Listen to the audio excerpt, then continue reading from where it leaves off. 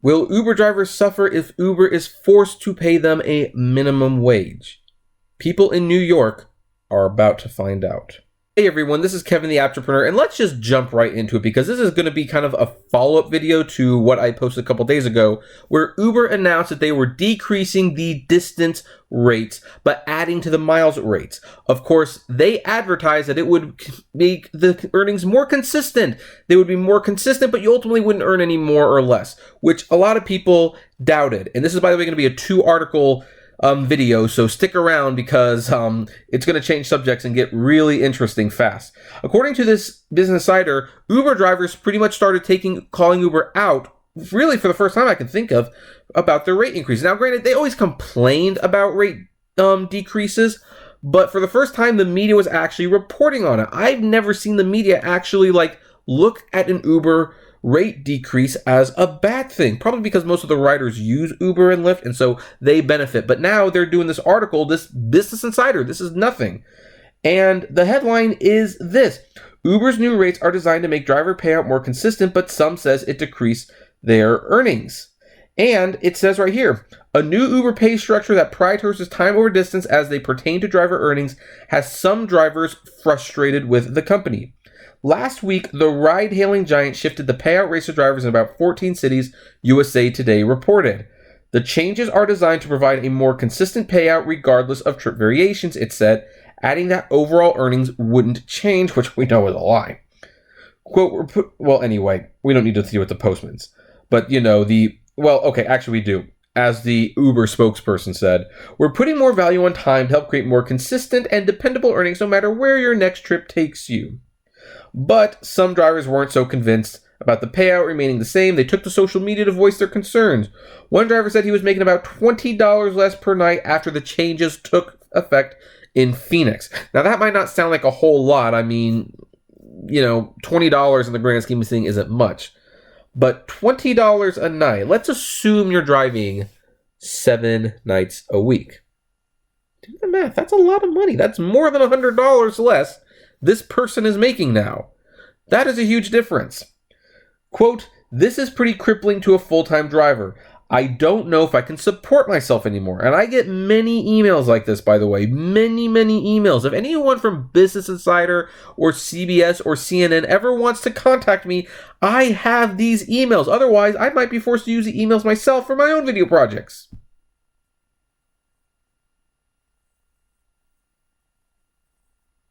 Anyway, so another said the move is effectively subsidizing lower mile city trips by taking multiple earnings from people that do a lot of long trips. And as Harry Campbell points out, a lot of these services are getting cheaper and cheaper for the consumers, but I think for the driver side, things have actually probably gotten a lot worse. And by the way, this is one of the reasons why people have actually started putting pressure on Uber to have a minimum wage, because it's ridiculous when you are using your own car, your own gas, your own time, and if you're making less than minimum wage, that defeats the purpose. Now, granted, you can get out of this whenever you want. And I definitely encourage people to do that if they are in that situation. I don't understand that people say, well, if you don't like it, get out. Let me continue to make less than minimum wage. But Uber will push, and we've seen them push. But we are going to find out what a minimum wage actually looks like with Uber, because when you flip over to this article, you can see a major development. And that is that New York has become the first state, or actually it's New York City, I should say, has become the first place to set a $17 an hour minimum wage, which, by the way, in New York City, that is still criminally low. That is still criminally low considering most minimum wage jobs do not require you to pay for your own maintenance on the vehicles at the company or buy your own gas. Let's just make that absolutely clear. Most companies, like if you're working at Target, you're not paying to maintain the cashiers or the building. That's Target doing that. But with Uber, you are maintaining your own vehicle and you are buying the gas and you are, you're just paying for these things. You're doing the maintenance and the repairs. So $17 is still criminally low. And it speaks volumes that New York City felt that they had to enforce this because people probably weren't making it very often. So according to the article, New York City has become the first in the U.S. to set a minimum wage for app-based car services. The city's Taxi and Limousine Commission voted Tuesday to establish a per-minute and per-mile payment formula for Uber, Lyft, Via, Juno, and Get that is supposed to result in drivers earning $17.22 an hour. Regulators say it will raise drivers' annual earnings by $10,000 a year. Now, before we continue, we do need to comment on that paragraph because there is something important to note here. This isn't completely sunshine and roses for Uber drivers. This isn't being done just because they're suffering, although I'm sure that's part of it. And this isn't simply being done because the city wants Uber to play by the same rules as everyone else, although I'm sure that's part of it too. This was voted on by the taxi and limousine unions.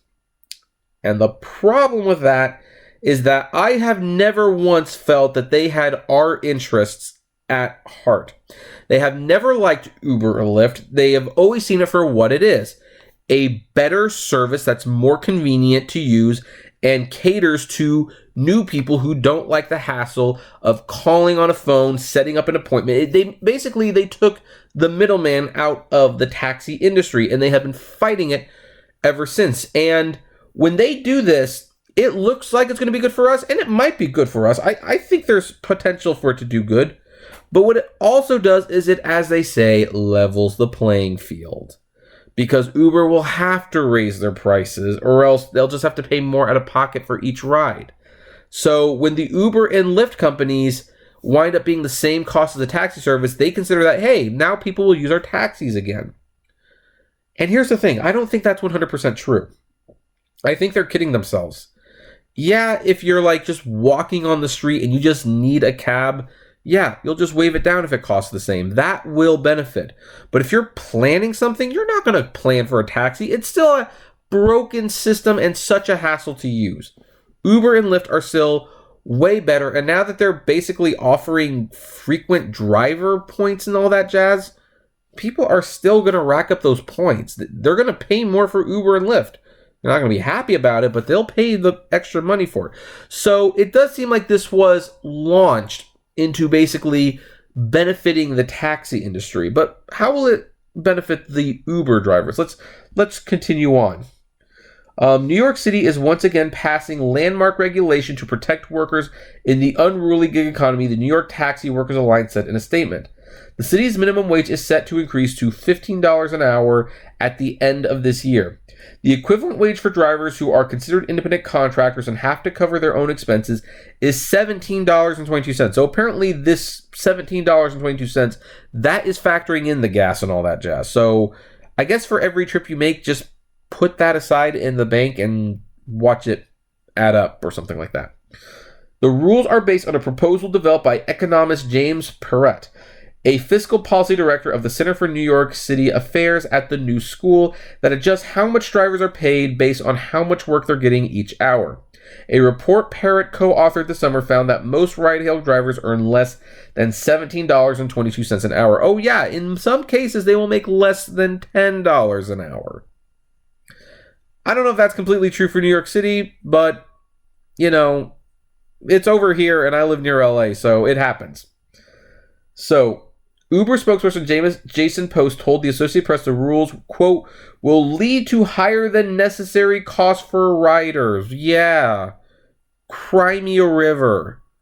They're getting free rides. They've been getting free rides for years, pretty much.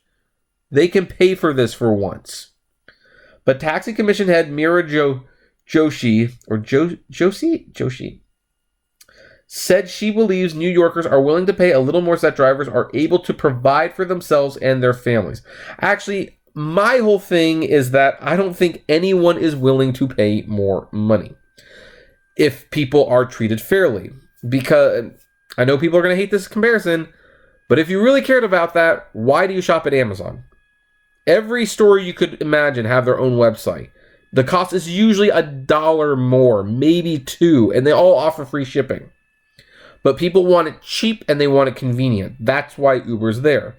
Now, Uber still has the convenient part, but I think a lot of people are going to gripe about this. But because some people rely on Uber so much, they're just going to have to suck it up. So anyway, traditional taxi drivers in New York who operate under a different set of city rules already make or exceed $70 an hour on average, according to Josie's commission. In August, New York voted to freeze new licenses for car services for 1 year while it studies their effect on the economy. And by extension, we're going to be studying the effect of rideshare in cities by New York's limitations, because we are now at the point where New York City is not only forcing a minimum to be set, a minimum, but they are also basically doing crowd control. We're going to allow so many cars on the road, and we're going to see if that's actually beneficial. It might benefit us. It very well might. It could also be very bad for us. Again, the Taxi and Limousine Commission are spearheading these changes. I don't 100% trust them in these matters. I don't completely trust them because they don't have my interests at heart. They have theirs. And it is interesting that they're the ones who got this passed when there are way more Uber and Lyft drivers.